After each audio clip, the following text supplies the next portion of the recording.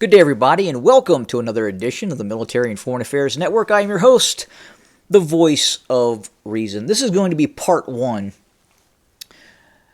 so you, the viewer, can understand the corporocratic perspective of ESG, environmental social governance, before I talk about and go into part two of the video.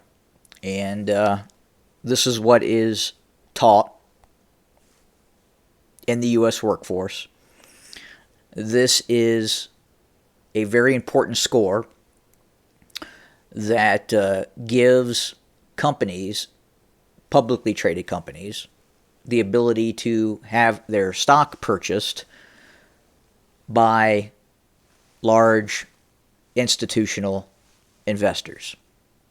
And institutional investments such as pension plans, retirement plans, make up the vast majority of the purchasing of a company's general stock.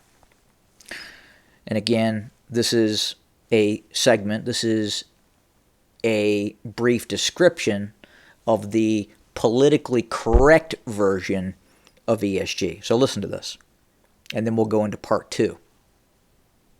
ESG stands for Environmental, Social, and Governance. You can think of it as an analysis framework to help measure and quantify the degree to which an organization is operating in a sustainable manner.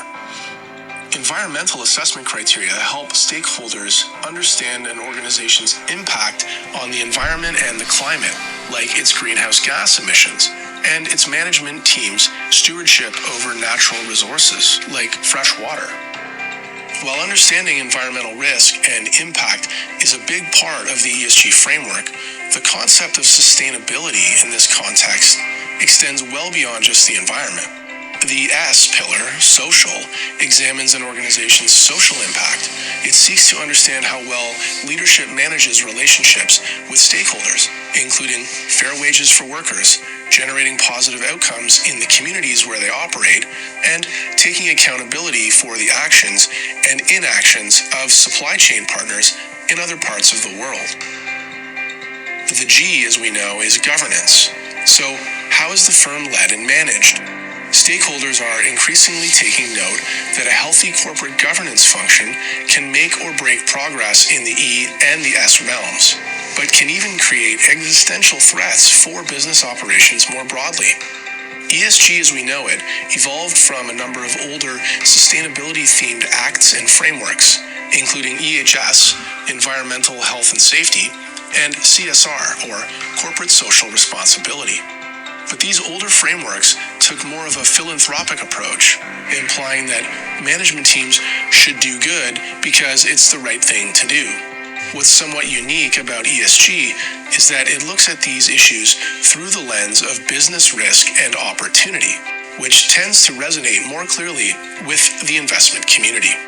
These rapidly changing market and non-market conditions have created the ESG landscape as we see it today. This includes the emergence of ESG rating agencies, ESG scores, mandatory public reporting, often called ESG disclosure, and countless sustainability-themed funds and investment strategies. And there you have it. So stay tuned for part two and why I disagree with this. Stay tuned.